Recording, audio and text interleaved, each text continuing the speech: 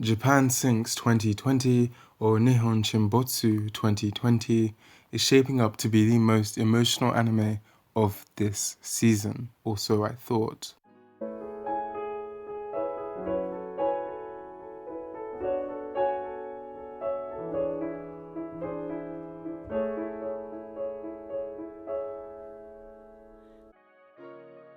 Adapted from Komatsu Sakyo's book, Japan Sinks, Masaki Yuasa gives us an anime that displays both hope and despair at the same time. Major spoilers from here on out, so if you haven't watched Japan Sinks 2020, go ahead and check it out and then come back to this point in the video. When I started to watch this anime, I had an idea in mind of what was about to come. Whether it was beautiful visuals and realism of Japan's post and pre-disaster, on-point character design, or gruesome and emotional scenes, it would be clear to me that I would be watching Masaki Yuasa's work. If you don't know already, the story follows a group of people trying to survive the catastrophic earthquakes that would sink Japan. It was an interesting concept and one which I was eager to find out what would happen. You get a constant harsh dose of reality which displays people's reactions during a crisis. Those who think about themselves and well, those who think about others.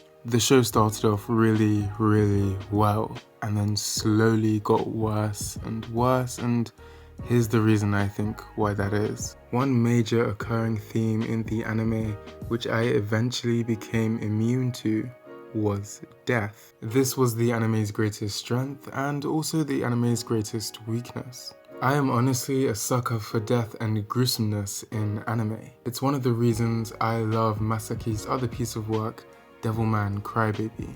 Death in anime just makes what I'm watching that much more realistic and shows that there are risks involved in the situation. It's able to make me more attached to a character and is able to give me that edge of seat experience whenever something happens. That is though when it is done right. Japan Sinks 2020 did too much to the point where I wasn't even the slightest bit surprised when pretty much everyone started dying. I know I'm not alone in this feeling, which is why when something like this happens, the anime has to make sure that there is a safety net which still keeps the viewer engaged. Usually, in most cases, this would be the story. Unfortunately for Japan Sinks 2020, the point in the story which was needed to really engage the viewer's attention lacked. If you don't know what I'm talking about, it's that surreal point in the anime where they entered that whole religious place. It felt like the story just sat still for a couple of episodes, which during a crisis didn't seem real. I'm not saying that there can never be calmness during a crisis. Take for example the first couple of episodes. They made a stop to get yams. It was calm and it was peaceful, but only for a short moment in time. My issue here is that they did it for 2 to 3 episodes in a 10-episode anime. I just think that it was not the right move. I'm not saying that this point in the story was bad, but I'm not saying that it was good either. Surreal done really well can elevate an anime to points unseen before. I don't want to keep on referencing it, but take Devilman Crybaby for example. And when Japan Sinks 2020 needed it most, it just wasn't it. One thing which stuck out to me the most in this anime though was family. Right from episode 1, we are introduced to a loving bond between the Muto family and friends. The father is a good man who's crafty and is just overall loving.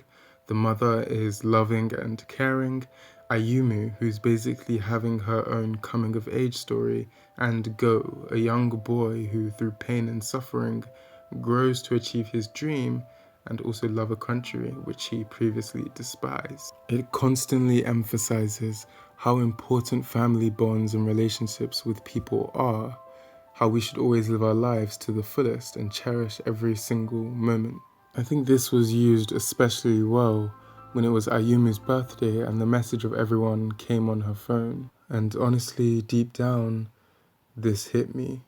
I tried to fight the feeling, but I just couldn't. I don't know what it was, whether it was a build-up of all the previous tragedy that had occurred, but whatever it was, I completely lost it. Just for that brief moment in time, I was in Ayumu's shoes. Music. Music in this anime is done very, very well. Look at the scene after the mother's death.